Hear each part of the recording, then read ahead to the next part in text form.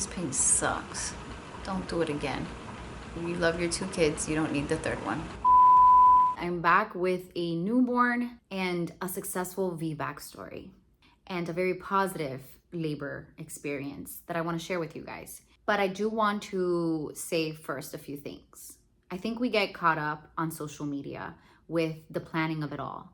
Planning things that really, a lot of it is not in our control, like nature, like giving birth. We've gained a lot of tools and resources and knowledge. So we actually do have more control maybe than we did back then, than the women and the mothers that came before us. But we have gotten caught up with the planning of it all, the curating of it all to make it the perfect birth experience, the perfect pregnancy and the perfect labor, that I think we just put way too much pressure on ourselves. Because at the end of the day, what matters is a healthy baby and a healthy mother who's alive after everything that pregnancy is and labor is. Things can go wrong so easily. And I'm not here to invalidate anyone's feelings. Trust me, I had to grieve. You're gonna hear a lot of grunts and baby sounds because he's right here. I had to grieve also my labor, the one that I wanted versus the one that I got. Let me just burp him real quick. When you think of all the things that can go wrong, when you think of mothers who not only have lost babies in the process of labor and the process of pregnancy, but babies who come out unhealthy, or mothers who experience health issues right off the bat, very life-threatening things, the things that no one talks about, but we all fear, those things are constantly happening to mothers and women and also fathers all the time. Regardless of C-section versus vaginal birth, as long as your baby is healthy, I mean, honestly, that's just the rule of life. As long as you have a family who is healthy, makes it home safely, no health issues, you actually honestly are blessed. You are blessed and highly favored, because man, there is just actual problems that people experience, and having the perfect labor story is just, it's a privilege to be able to even plan it, wish for it, and actually have it. It's a blessing. Let's just redefine what labor prep means real quick, because again, we get caught up in like the perfect way to prep and all these different to-dos and advices and tips that we receive on social media. I let go of all that. I let go of all expectations, but I also let go of all those pressures. All right, I did not work out. I just ate well. I've always prioritized food. That has not changed from my last pregnancy. But working out, just get a walk in when you can, every day if you can. But I have a toddler, so I was always up and about. So I didn't put pressure on myself to work out or anything like that.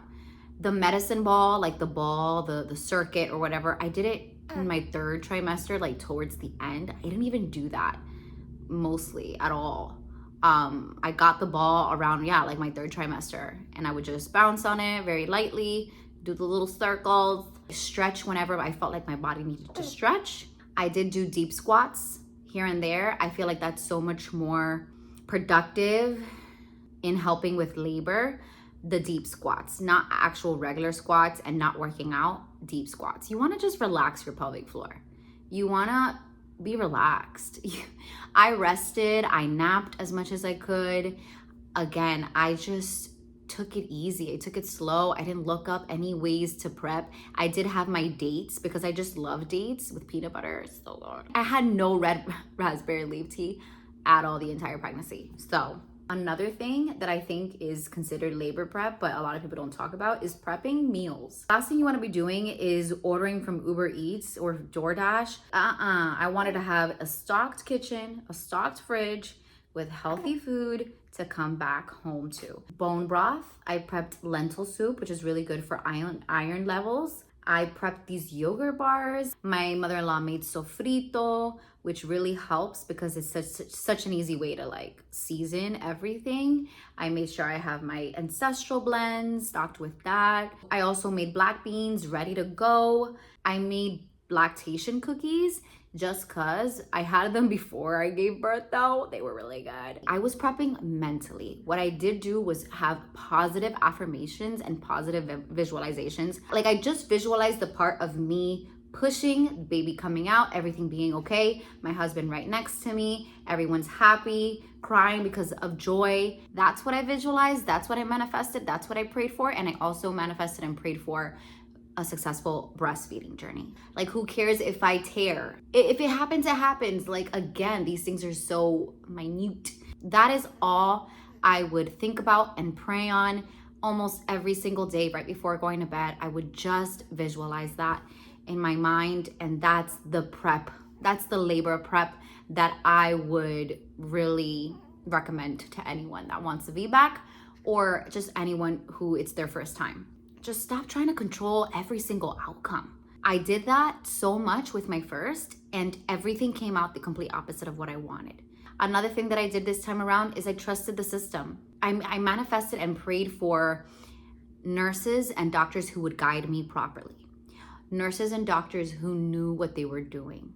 And it's exactly what I got, which we'll get into the breakdown of how the labor went down soon. I got fed all this content on social media about horrific stories at the hospital, but I feel like the holistic world was seeping in. And although that is good, midwives or doulas, just because they are titled doula or titled midwife, it doesn't mean that they're gonna be the best option, okay? It doesn't mean that they're gonna be very knowledgeable, and it doesn't mean that they're gonna be, like better than a nurse or better than a doctor who is certified. Just because they're named that, just because they're a part of the holistic world, because that effed me over, that belief. So I went to the birthing center thinking that I was gonna have the most optimal experience, and it was the complete opposite.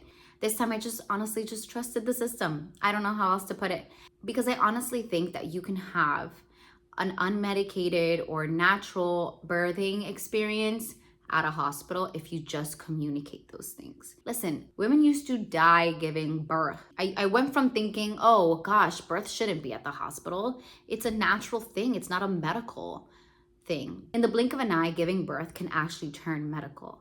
So it's best that you're in a hospital setting, in my opinion. If you were able to have your baby at home or at a birthing center with a doula, with a midwife, you were very lucky to not have any complications. But I just don't think there's anything wrong with giving birth at a hospital. I think that you can be very vocal about your preferences. I was like, delayed cord clamping, don't give him a bath, no hepatitis B shot, no eye ointment. Like, you can just say all this stuff and it'll be okay. No, I don't want my placenta. Do I want my placenta? Yes, or whatever. Like, you can just say this stuff and they will be very much down to, fulfill those needs or fulfill those wants. My doctor has been in the medical field for 30 years. I got a very seasoned doctor, and even though he wasn't super hands-on honestly, more than I expected, to be honest, during labor, he was there for every appointment, and he did not make me feel crazy for wanting a VBAC. So I think it's important for your provider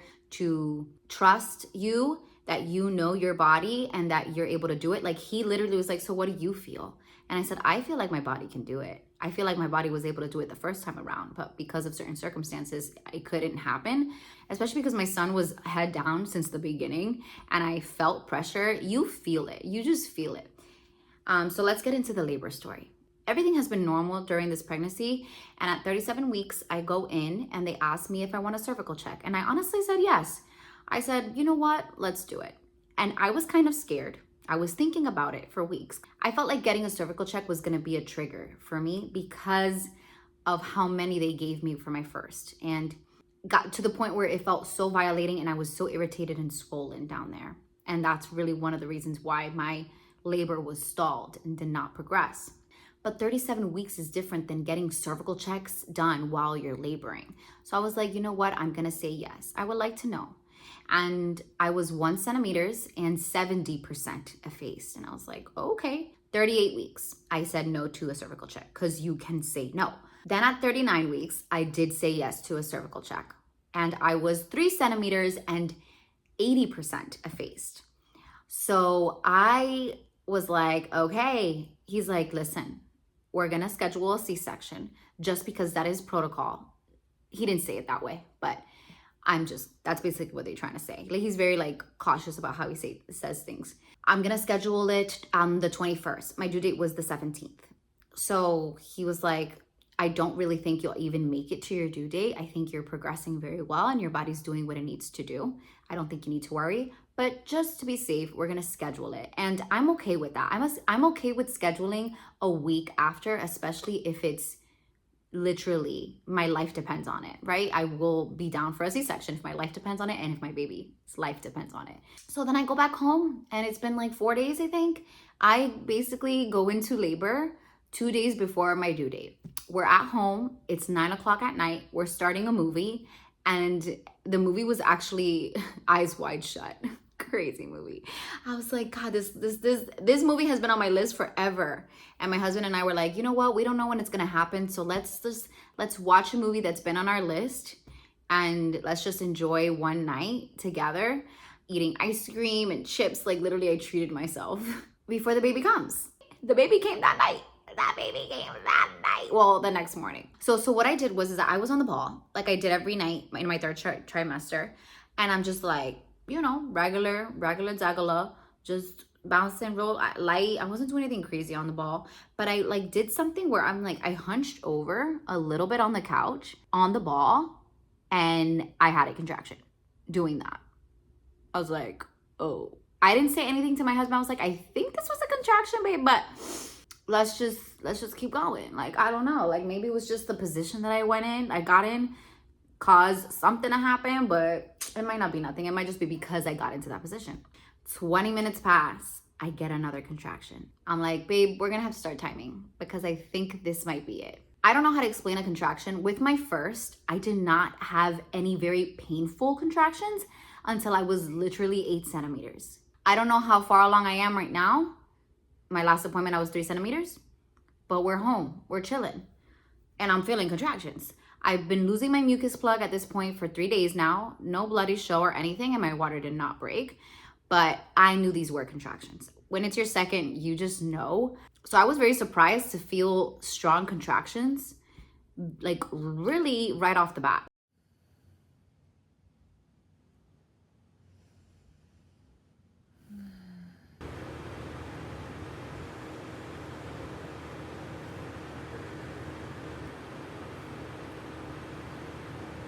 That wasn't too bad. If they cause you to close your eyes, to stop talking, and if you're sitting while you have one and you're like, I want to get up right now, but I also can't, that's how you know it's a real contraction, babe. That's a contraction. So they were 20 minutes apart, 15 minutes apart, 20 minutes apart, 20 something minutes apart until 1 in the morning. At 1 in the morning, they started actually coming back to back 5 minutes apart. That's when we start getting ready to head out. We grab my toddler. She's like half asleep. We're like, what's going on? We get in the car, or my mother-in-law picks her up from the hospital, and we go in. And I am having contractions still every 5 minutes.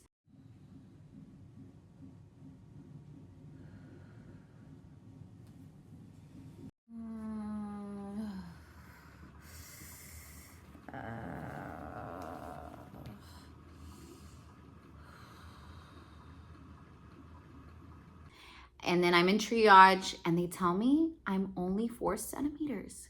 Huh? I was like, ain't no way. But they did say I was like, that my cervix was very, very thin and almost complete. I had to get 2 IVs just because I hemorrhaged with my first. I had a lot. I had to get a blood transfusion with my first after the C-section. I saw a nurse that I had seen with my first pregnancy, and her name was Mary, and she came in the room and I said, oh my gosh, I actually prayed for you. I really did, because I loved her energy. When I came into the hospital with my first as an emergency, she was the one that had to break the news to me that I had to get an emergency C-section. But she did it so calmly, with grace, and so respectfully and so careful with how she was telling me. Like, she really cared about my feelings while she was telling me, that I just never forgot her face. I never forgot her voice. But she came in that room and I just felt peace. And that's what I wanted. I wanted everyone to just give me peace. And that's exactly how it happened. So she goes, if you want the epidural now or later, whatever, you know, with your history, we don't want you pushing for long, basically, you know, like, I'm like, you know what? Yes, Give me the epidural. If you want to go ahead and go for an unmedicated labor, you can do that. For me personally, what I cared about the most was being present. Well, first and foremost, a healthy baby and me being alive still and healthy as well. But I also wanted to be present and energized to receive my baby, to be well rested.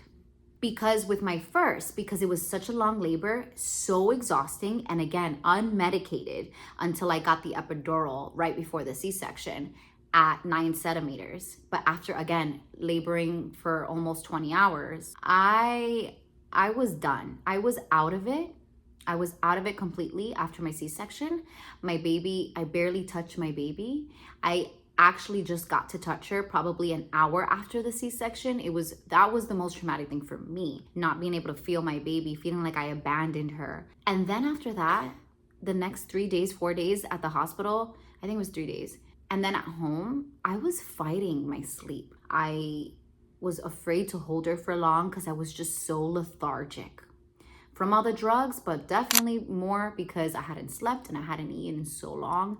And doing an unmedicated labor is very painful. It takes a lot out of you. But what I didn't want is to be completely exhausted and not be the best for my baby when my baby was here. So that to me was more important than having an unmedicated labor and proving it to who. So I think it's good for us to know that labor is very painful so that we can appreciate it and, value it for what it is, which is literally bringing life into this earth. I don't think it should be an easy thing either, but I also don't think it should be torture.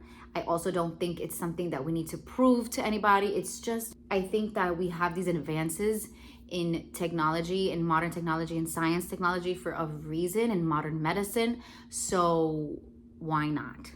Why the fuck not get that epidural? What I did not want is to get induced, and my body did everything on its own, so thankfully I didn't need that. So I get to 5 centimeters and they admit me.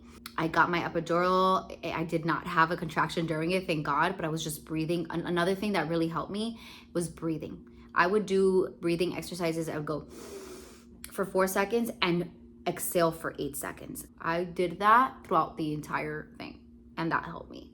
They had me go in different positions, immediately gave me the peanut ball as soon as I got my epidural so that I could rest, but with the peanut ball to help progress things. And that got me to 6 centimeters. Then I got to 9. And once I got to 9 centimeters, he still wasn't quite low enough. So I'm over here pushing. They brought the doctor in because they thought that I was gonna be ready. The nurse practitioner was like, oh yeah, you're ready. But turns out he wasn't really in the best, he wasn't just quite low enough. So this nurse who had amazing decision-making skills was like, hey doctor, I think we should labor down. Yeah, I was thinking that too. Okay, boom. So what they did is that they turned off all the lights. We're like, let's try this again in an hour, in a few minutes. And then they put me in a position where I'm sitting basically straight up with my legs open to get him into the most optimal position. After that, I get a little nauseous because I have always had an issue with taking medications on an empty stomach, even though I know you're supposed to so that they can actually work. It makes me nauseous, so I just threw up a little bit. Nothing crazy. All right, let's move on. After that, she's like, okay, now I'm gonna put you in the runner's position. And in the runner's position, basically, it's like what you would think. It's like a runner position, but laying down. And that baby right there, that position, thinking at a birthing center, the fact that they never put me in any of these positions till the very freaking end when it was too late, because they had a nurse come in that actually was knowledgeable, was insane to me. The fact that crazy. I was like, tell her I feel pressure to push. You can still feel contractions coming because the pressure increases.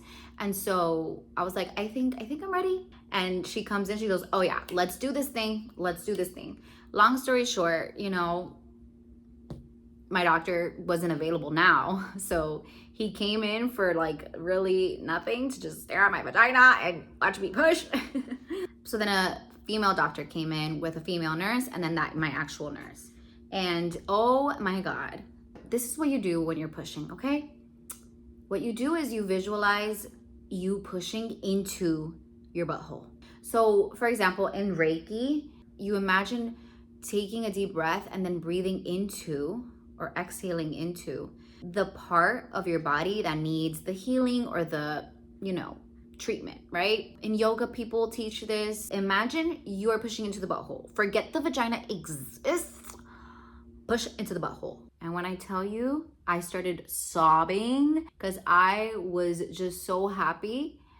And I was so focused and I'm like, oh my God, he's here. And the fact that he was able to be put on my chest. And I remember with my first, I had planned to save my placenta, but they lost it in the C-section.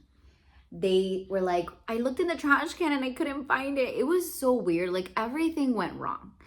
So when I still have my legs open and the nurse is like, do you want your placenta? And I was like, no. My husband and I were like, no, it's fine. We just let go of all those things. My mom and my dad ended up being in the room because they came to bring my husband coffee and then it all just happened. So they all saw it. It's so cute. I saw my dad. I was able to see my dad literally in the corner behind the curtain praying and so nervous. And my mom was with the camcorder, and it's so crazy because I feel like people film their birth stories all the time, but because they're doing it with the phones, maybe the nurses and doctors don't really think of saying, hey, don't record, because you can also be taking pictures with but I had a camcorder, which is a lot more private if you think about it, but anyways, and safe. They told us not to record, so I have pictures only, but it's fine. People who record their entire labor process, the contractions, the birth, y'all are a different breed. My husband, I told him to get a few videos of me, but it's like, it's not in him to do that. He's just present and worried about me timing the contractions, thinking of all these other things that need to be done because we have another kid, and like making sure everything's in place, that we got all our stuff and all our documents. Like, I just don't understand how people could film such an experience and also be present. But anyways, y'all are a different breed. I'm gonna talk more about postpartum and breastfeeding in my next video. Postpartum, even at the hospital, and how, and things that I did there to just help me for breastfeeding and just set me up for coming home. Whether you're prepping for your first baby or you're prepping to have a VBAC, I wish you the best, and I hope that this video helped you in any way. Thank you so much for watching. Don't forget to subscribe, and I will see you guys in my next video.